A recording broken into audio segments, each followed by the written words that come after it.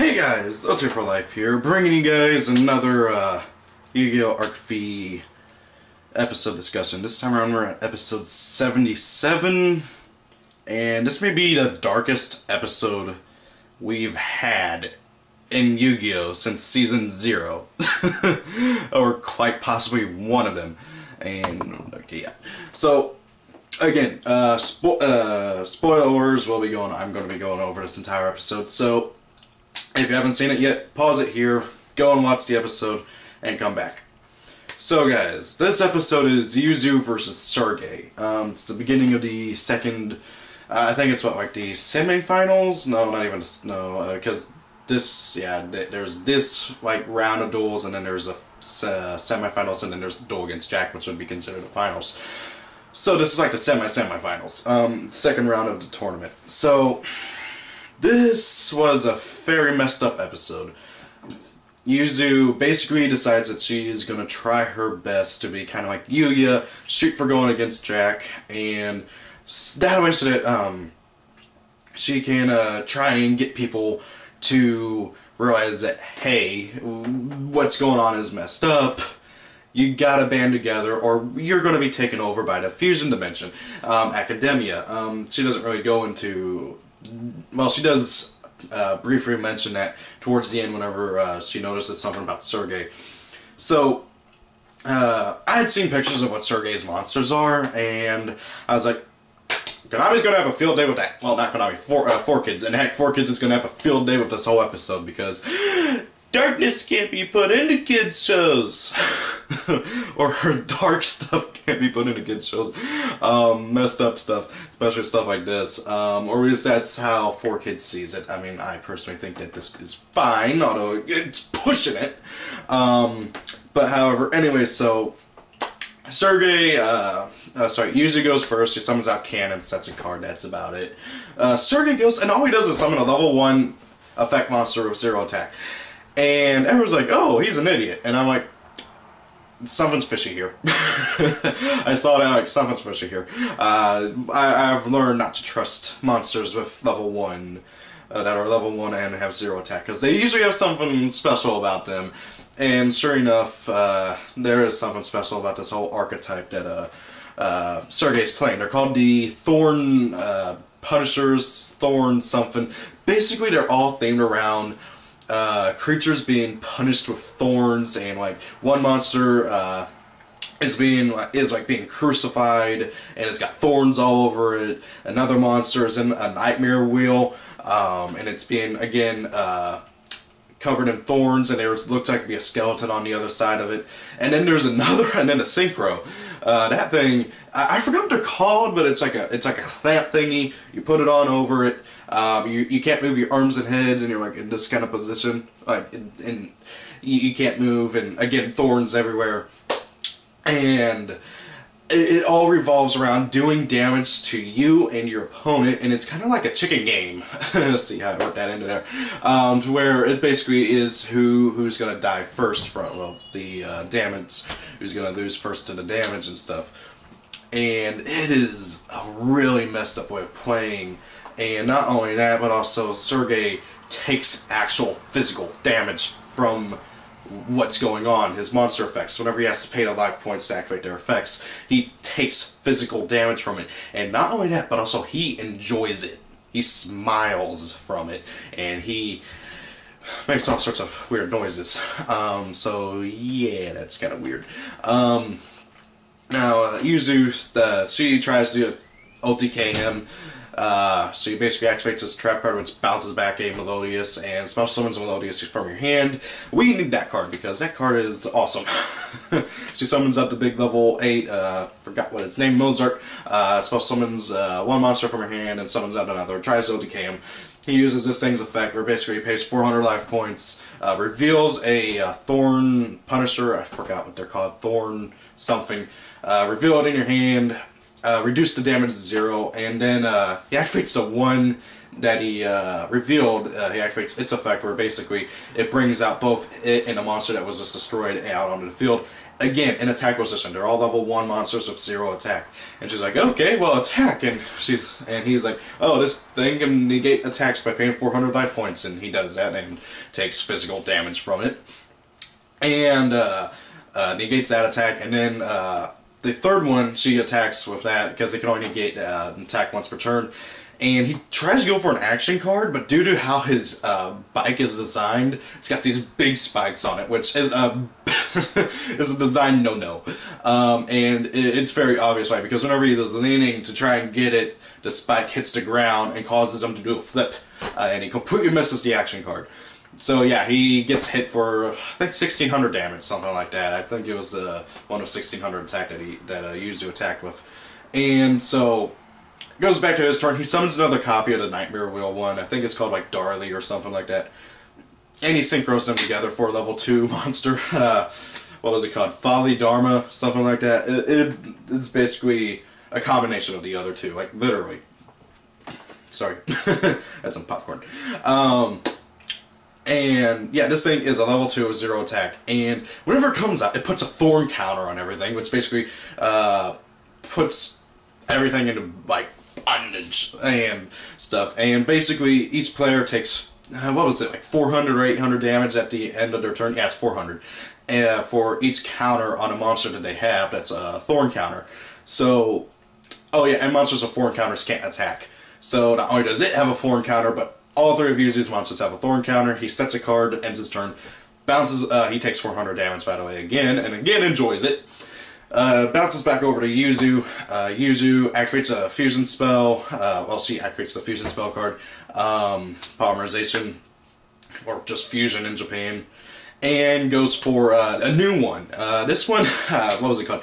Bloom Diva Melodious Opera, something like that. I can't remember. I might have actually just said the name of the other Bloom Diva. But this is another Bloom Diva.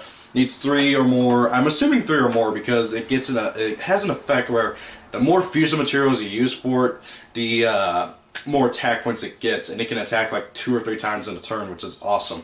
I hope they give it some kind of buff if it does get released, because just having that multiple attack and attack boost, it's going to be like a 1 of, or maybe 2 of. But anyway, so she attacks it. Also, the guy, he activates a trap card where basically, oh yeah, he activates on her draw, where basically at the end of the turn, the amount of damage that's done by thorn counters and stuff is doubled. So instead of taking 400, you take 800. And so if Yugioh had left all 3 of her monsters out, she would have taken 2,400 points of damage, if I'm doing my math right off the top of my head. And that is a lot of damage, okay? And so she goes for that fusion summon, attacks it. It has like an effect where it can, if it has if its synchro materials are in a graveyard, you can reduce the damage to 0. And then if it's destroyed, which it doesn't negate the attack, by the way, so it's going to get destroyed, you can special summon it and its synchro materials back from the graveyard, which is kind of stupid. I mean, it comes back, and then it also brings its synchro materials. That is, and by stupid I mean stupidly in a good way, that is just really, really good. And by the way, it doesn't negate their effects or anything. So she's like, okay, well, my monster can attack twice, and she tries to attack the synchro again after it gets brought back, and he uses Darley's effect to negate the attack. Again, paying 400 of his life points. That leaves him with like 200 life points, okay, by the end of Yugioh's turn. And he's got a big scar on his arm because whenever he did the flip, a piece of the road came out and whacked him on the arm. And he looks at it, he's like, it's beautiful. And he, so Yugioh's like getting concerned for him, and she's like, let's cancel the duel, he's hurt, and everybody's just like, oh, he's hurt, so what?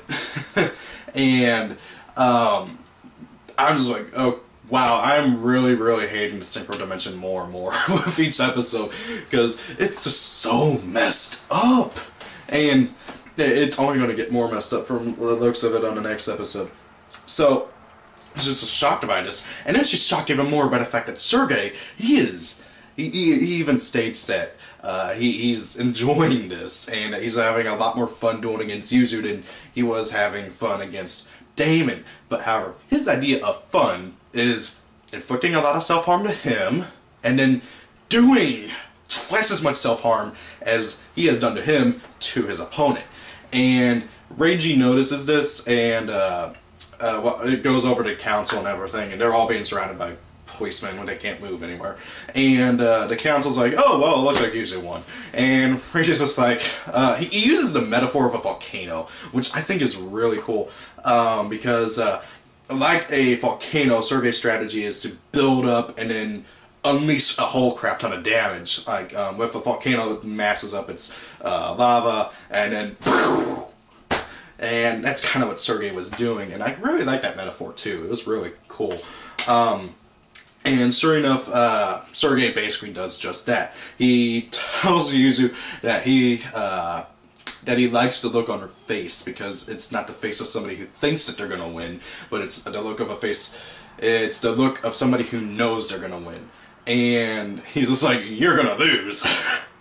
And then he starts going completely psychotic. I remember Roger, the crazy director, says something about his limiter breaking, which I'm assuming means that he has some sort of like limit on him, which obviously limiter, which keeps him from fully going psycho. And he activates polymerization, and I was just like, whoa. My guess is that Roger gave it to him, but however, from what we've been hearing about Sergei, he has been like this for years, long before Roger came around. And I don't know if he already had polymerization, or if he just had it like another synchro monster. I thought he was going to go for a level 4 synchro monster with some sort of stupid effect. But no, he activates polymerization, fuses all three of them into Folly, Dharma, Kali, or something like that. It's basically, it's literally, quite literally, a fusion of all three of the monsters. It's like the guy on the cross, and the nightmare wheel, and then the dude in the thingy that I can't ever remember its name. It's an old, like, 16th century torture method. And it's literally just a combination of all three of them. And it's a level 7 or 8 fusion monster. 0 attack once again. So while this thing is out on the field, its attack is equal to double the amount of the life points that the controller has deducted by 2,500. What that means is that, the amount of 2,500 deducted by how much life points the controller has. So basically, let's say you have, I don't know, 200 life points left, like he did. Its attack is equal to 2,300 double. So it's 4,600. And then he uses its effect, which is a stupidly broken effect, where you pay 100 life points. Select one monster your opponent controls, and reduce its attack points to 100 until the end of the turn, which, by the way, pumps its attack up again by another 200. So, that is really stupid. And he goes, and it's enough to completely OTK Yugioh in one shot. He attacks her, Yugioh tries to go for an action card, and as she's reaching for it, Sergei stops his bike, turns it, and then that away, and he stops it right in front of the action card, like, to where Yugioh has no reaction time whatsoever, and Yugioh hits Sergei and bounces off of the impact, because don't forget, he wasn't completely out of stop, he was still turning, and so there was his momentum and her momentum, and this is Sergei, this is her. She goes flying straight into a building on the other side of the bridge. There's smoke, there's fire, there's everything. I don't know how she could have lived for that. And if she is still alive, she has got to be in like a coma or something. Okay? And we don't know what kind of condition she is in, because that's basically where the episode ends. Well, the monster finishes its attack, and then the explosion from that attack compulses her even farther into the build. Like, just from running into Sergei, she probably would have done a flip and gone over on like a few feet back. But the explosion from the monster attacking knocked her back into the building as well.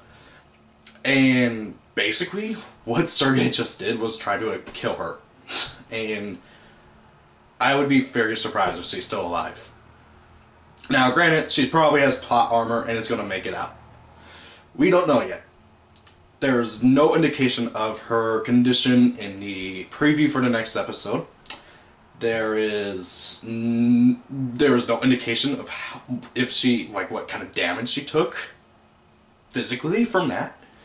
And it kind of just ends there with everybody's shocked expressions and Roger saying send somebody over there to investigate the crash site. And judging from the preview, they did not reveal anything about Yugioh whatsoever other than that we don't know. they kind of meant, they show that Yugioh is incredibly angry about this, and I am not surprised that if I was in his condition, I would be too. And honestly, I am completely and totally shocked that this happened. Yugioh. Oh boy. Okay, so in the preview for the next episode, Shinji says something about why should I care about her? Why should I care if she... Okay, so by the way, the next preview, the next episode, is going to have Shinji versus Yugioh. And Shinji says a whole bunch of things in the preview that basically says, so what? She lost. Losers are losers. Why should we care about her? Oh boy. Yugioh is going to be very, very, very, very angry. And I have a feeling we're going to see Berserk Yugioh again, especially if Yugioh duels against Sergei in the semifinals. It might be Yugioh who duels against him, though. I don't know. Either one of them. Both of them, I'm sure, will have the exact same kind of thing going on if they duel against Sergei in the semifinals, where it'll be complete and total rage at Sergei, because I feel like Yugioh has really grown on Yugioh as well. And oh boy. Like, literally everybody was shocked. I mean, it looked like even Crow was shocked, and I'm not surprised. Crow seems like he's a lot more understanding than Shinji. Shinji, oh my god. I wanted to like Shinji. But just from the preview, I have a feeling I'm not going to like him at all after the next episode. Who knows? He might be just... I might be taking that completely out of context, but... oh boy. By the way, 4Kids is going to have a field day with this episode. I can already tell. And if you say 4Kids is gone, no, they rebranded themselves as like 4Kids Media or something like that. They're still around, and they're the ones who are handling the dub of Arc V. And they're going to have a field day with this episode, because not only do you have masochistic monsters, you have a giant masochist, you have a girl either being killed or being very close to killed. They're going to have a field day with this episode. If they even do dub it, I would be very surprised if they don't just skip over this episode, because 4Kids has been known to do that. They skipped over a rather dark episode in 5Ds, and they skipped over the entirety of the last season, although they did that for 5Ds and GX. So it's going to be very interesting to see how 4Kids handles this episode whenever they do dub it, if they do dub it. And it'll also be very interesting to see if we do get the Thorn Punishers and the Fusion and the Synchro and stuff, how they handle the artwork for the game, especially for TCG, because we still get our stuff censored heavily over here. Although it has been getting a bit better, but however, the guy who censors stuff is still really anal about it. So we'll have to just wait and see. Honestly, I kind of do want these cards to be printed, because it seems like a very interesting archetype, but it also seems like a very annoying archetype to play against. So, after the end of everything, this quite possibly is the darkest episode we've seen in Arc V. Arguably one of the darkest episodes in Yu-Gi-Oh! I mean, it's definitely up there in like the top 10. Granted though, that's ignoring the entirety of Season 0, because Season 0 was just dark. Insanely. I still haven't watched Season 0. I really need to get around to it one day. So guys, tell me what you thought of the episode. Do you think Yuzu is okay? I hope she's okay, but if she's not at least like broken and battered, if she's even alive, it'll be very, very surprising, and I don't know how things are going to progress from here on out if she is killed, which is quite a possibility. Just saying. It's going to be very interesting to see how everything progresses from here on out. I have a feeling, though, that Oh boy, we're gonna see Berserk Yugioh again soon. That's one thing I can feel like very, very... I can state out with confidence. Who knows, maybe Berserk Yugioh instead. That'd be interesting. There is another note that I do want to say about this before I end this video here, is that whenever Yuzu crashes into the building, we do see it from her perspective for a short, brief moment, and she crashes into where they have all the door runners stored. And you can see a little bit of Easter eggs. You can see Jack Atlas's door runner that looks like to be the version from 5Ds. I know that his door runner in Arc V is basically the same, although with some slight alterations. And then there are some, and then the door runners in there kind of look familiar. Like, I think I saw what looked like Akiza's and Crow's and, god dang it, losing my... But basically you see a whole bunch of door runners, and some of them look very, very similar to door runners in the past. So, just a little bit of an Easter egg there. So, again guys, thank you all for watching. Have a great day. Hope you enjoyed this discussion on episode 77. Despite how dark this episode was, I tried to stay relatively happy about stuff, but however, it's very hard to do that when there's a good chance the best female lead character since Akiza is dead. So, yeah. Whoa, losing my balance. Thank you all for watching. Have a great day. Peace out. See you guys later.